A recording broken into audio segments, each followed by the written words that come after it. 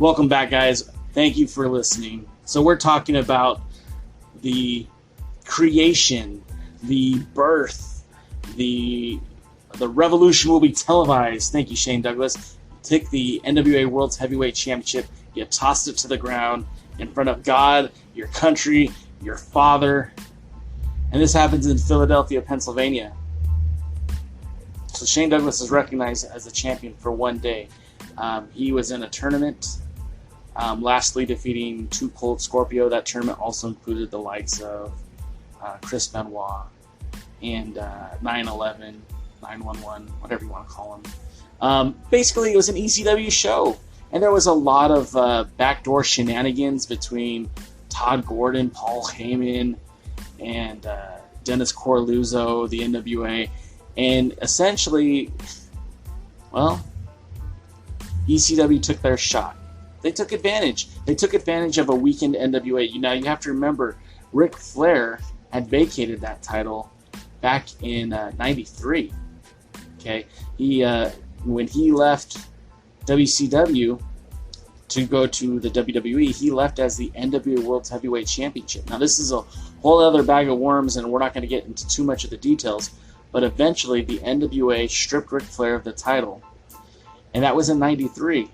It took him nearly an entire year to hold a tournament to crown a new champion. Now, they did it on the backs of Eastern Championship Wrestling, who at the time was one of the fastest growing indie wrestling promotions in the continental U.S. Clearly, there were advantages to working with Eastern Championship Wrestling. The NWA has always had a knack of finding promotions to help propel it. And that would be the case for the ECW. Excuse me, that would be the case for the NWA even after ECW. But sticking to this, so Shane Douglas wins the title, throws it down, declares himself the ECW World Champion, putting the Extreme in ECW. And what happens to the NWA? Well, in a short sense, it took them about 3 months to crown a new champion. That champion would be Chris Candido. The NWA would start working a lot with Jim Cornette's Smoky Mountain Wrestling. Now, Chris Candido, one of my favorites. The guy was uber talented, and we saw him in the dying days of WCW. He was one half of the Body Donnas in WWF, WWE, whatever you want to call it. And towards the end of his life, he was actually reinvigorated in pro wrestling, had another run, and he was in Impact Wrestling, and he really was making great strides. And people were expecting like a kind of a big return for Chris Candido. Unfortunately, due to a freak accident in the ring and a blood clot, his life was taken from us. But that isn't about his NWA championship, because as champion, he didn't last very long either. At this time, that's when the NWA really started to reinvigorate itself in the early 90s. And it wasn't long before another upstart sports endeavor, mixed martial arts, UFC, took off. When the UFC took off, Ultimate Fighting Championship, that's when there was a lot of parallels with wrestling. At that time, the UFC was heavy regulated. Many states wouldn't even allow UFC competitions in their state, and the rules were a lot different then. It was more of a tough man competition than actual mixed martial arts. But one of the standouts in the UFC early years was Dan the Beast Severn. Now, that name, if you're an NWA fan, should be synonymous with mat wrestling, tactical style wrestling, Lou Thez inspired pro wrestling, because this is a real legitimate shooter, and Dan the Beast Severn represented the NWA very well. He took the title to Japan. He wrestled all over the United States. He even appeared in the WWE as NWA World Champion. I think he had one title defense against the shooter, Tony Jones, on a Saturday night. That may or may not be true. I believe it to be true, but someone can source me on it. Anyways, getting back to Dan the Beast Severn, it was his reign as champion which really propelled the NWA, because as part of the Monday Night Wars, WWE brought in the NWA. Now, this was a big deal because at that time, the NWA membership was at an all-time low. They were grabbing at straws. You had Dennis Coralluzzo, you had Howard Brody, you had Mike Porter, and a few other guys.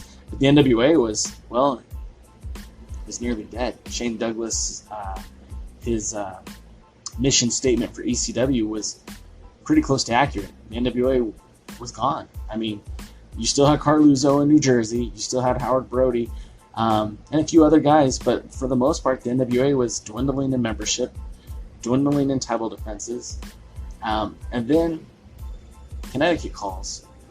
The NWA returns to national television. The Rock and Roll Express, Jeff Jarrett, Dan Severn, the New Midnight Express. That's a funny one. We'll talk about that another time. But ultimately, what should have killed the NWA is what ended up saving it.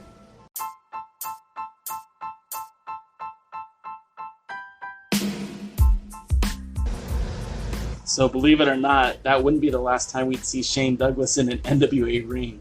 Can you believe it?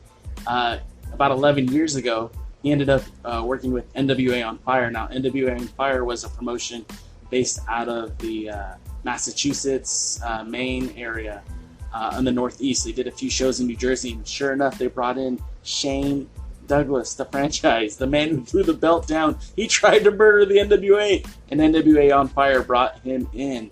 But they wouldn't be the last ones. No. After the ownership had changed with the National Wrestling Alliance, a new member based, I believe, out of Indiana. I just want to say they were like in the Midwest. They were CIW, NWA CIW. They too brought in the franchise. So, I mean, controversy creates cash, I guess. I don't know. Interestingly enough, I met the franchise at a Championship Wrestling from Hollywood television taping. They were partnering with a project that also included Road Warrior Animal, Rowdy Roddy Piper, and Shane Douglas was there as well. And I don't think the project ever got off the ground, but they shot some stuff for that event there. Shane Douglas was in-house, and I couldn't help it. I brought the 10 pounds of replica with me, and brought it to Shane and said, "Hey man, you mind signing this?" And he was happy to do it, which is odd to me, but he was very happy to do it, considering the history he had with the NWA. Really nice about it, and spoke fondly about the NWA, which was a complete right turn from his unwillingness to speak to the 10 pounds of gold. But then again, I wasn't recording them, and wasn't really using my time for him to promote anything I was doing. It was just a quick hello, handshake, sign the belt, talk a little bit about wrestling, and then walk on home, boy. But I do have a funny story about retribution, so to speak. There was a wrestling promotion in Canada, based in Manitoba. They did an entire series of wrestling. They put it on YouTube. You could still find it. It's called WFX. They booked Scrap Iron, Adam Pearce, to defend his World's Heavyweight Championship against Wavell Star. And interestingly enough, the franchise, Shane Douglas, was on this card. And this was called, and I'm sorry, you have to look it up, it was called Conflict of Interest. And on the card, it featured Hardcore Holly, a lot of ECW alumni like Just Incredible and Raven. It also featured Monty Kipsop, a.k.a. the Ass Man, Mr. Billy Gunn.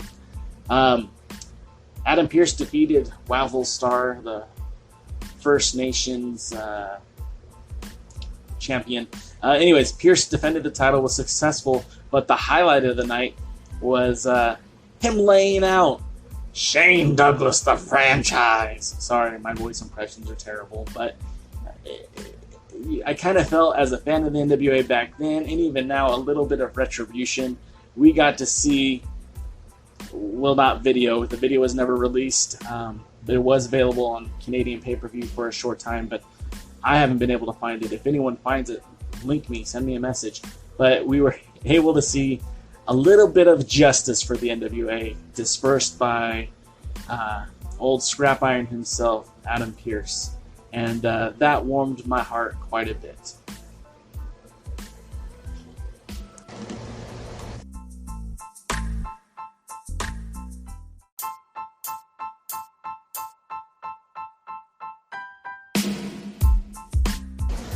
Hey guys, so we're 6 weeks away. 6 weeks away from the NWA returning to studio television taping format. And I mean, you can kind of argue they never left. I've done that in other podcasts. But Billy Corgan, Dave Lagana, their version of the NWA will be in studio. Now, can I humble brag for a minute?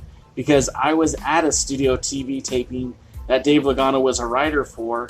That was kind of a first for the NWA on Colors TV. I was there for that. I was also there for the first NWA Hollywood TV taping at the Galaxy Theater in Santa Ana, California. Stone's throw away from Hollywood, not quite there. But this will be the first time that I've been to a genuine artifact NWA TV taping. This is the very first. And I encourage anyone who can get to Atlanta, they should. Anyone that can be a part of the TV taping, they should. Because this is a first-time deal. This won't happen again. This is the first time for the National Wrestling Alliance to be in a studio. And we know the World's Heavyweight Champion, Nick Aldis, will be there. We know Eli Drake will be there. We know that Sienna, Allison Kay, I think they call her Allison Kay. We'll call her Allison. Allison will be there. We know Camille will be there. We know Ricky Stark will be there. We know the Cowboy National Champion James Storm will be there. And then who else? We don't really know. That's all kind of up in the air. Now, we also know the voice of the NWA, the newest addition to the NWA family, Joe Galley, who some of you are familiar with. He was at the 70th anniversary show. Before that, he was one of the play-by-play announcers for Championship Wrestling from Hollywood. He will be in attendance. He is the voice. And one thing that he mentioned in the latest 10 Pounds of Gold is that champions from past generations will be there. Now, he didn't specify what champions, and I could only assume he meant world champions.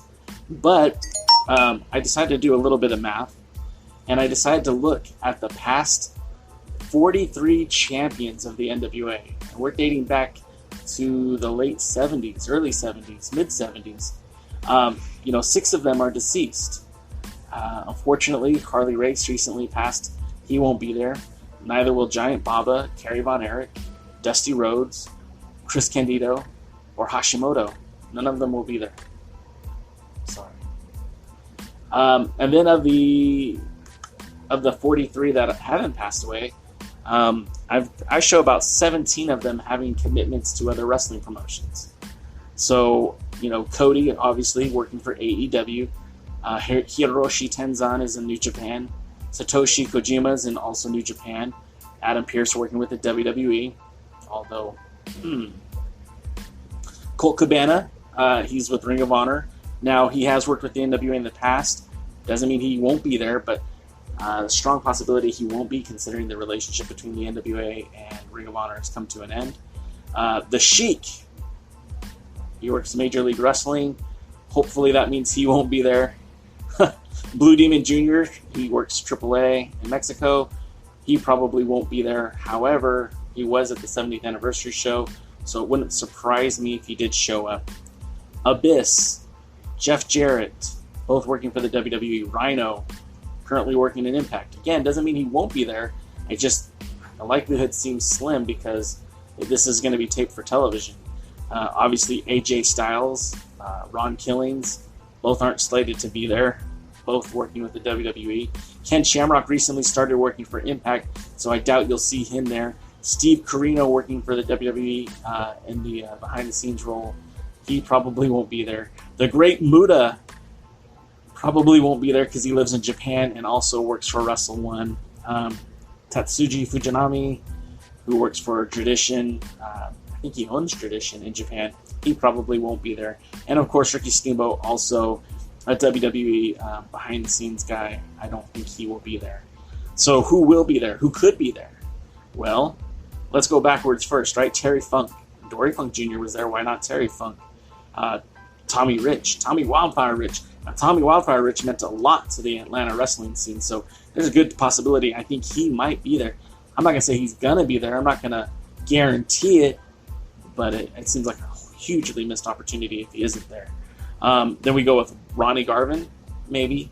Masahiro Chono, Probably not. He lives in Japan. Barry Windham is a possibility. Ric Flair, but I know his asking price is pretty high.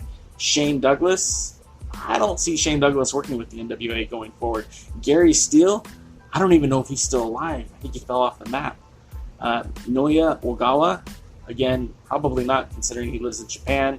Sabu, possibly. I could see Sabu being there. Mike Rapata, oh, no thank you, Mike Rapata, but he might be there. It's a possibility. Dan the Beast Severn would be a huge fan favorite. A lot of people would be excited about that. I've heard a lot of people ask for Raven. Quote the Raven, Nevermore. Why not? Makes perfect sense. He should be there. In fact, he should do color commentary next to Joe Galley, but we'll see. Christian Cage. That would be a personal favorite for me if he was there. What about the man they call Sting? Oh, so much history with the Jim Crockett Promotions in Atlanta and Sting. That it seems like it makes too much sense, right? Brent Albright, mostly out of the business. I mean, completely out of the business. I don't foresee him being there, but who knows? Tokyo Monster Kahagas. Yeah, you can't burn bridges and expect to be brought back. Kahagas was one of the guys who was really hard on the NWA, buried him. I would never see him working with the NWA again. Rob Conway, a similar story, right? I mean, it was... That's my Jim Halpert from The Office look. Yeah, I don't think Rob Conway will be involved, considering the recent news that broke with David Lagana, considering that Conway didn't show up to their anniversary show and hardly any notification, any notice. Jack Stane, I guarantee you he'll be there. I'll bet you dollars to donuts that Jack Stane will be there. And then Tim Storm. I like Tim Storm. I love Tim Storm. I think Tim Storm should be there. But we all know from 10 Pounds of Gold that Tim Storm is a school teacher. And, well, these tapings are happening on a Monday and a Tuesday. So I don't know if he's actually going to even be able to be there. The likelihood of him being there is slim. Anyways, guys, that's going to conclude this week's J-Cow's View. If you want to be a part of this, you're going to have to download the Anchor app. That's what I used to produce this podcast with. And you can have your questions. You can message it to me like you're making a voice message, and we could play those and answer your questions here on the show. If you have any other questions, DM me. Slide into those DMs. It doesn't matter if it's on Instagram, if it's on Twitter or Facebook. We're at the Alliance blog, so you can find us. Also, the website is www.alliance-wrestling.com. Make sure you check out the website. And also, hey, while you're at it, why don't you head to Amazon and buy the t-shirt? I'd greatly appreciate it. But that's going to do it for this week. Tune in next week. Maybe we'll have something new for you. See you guys in Atlanta. See you at the matches. And you have a good night now.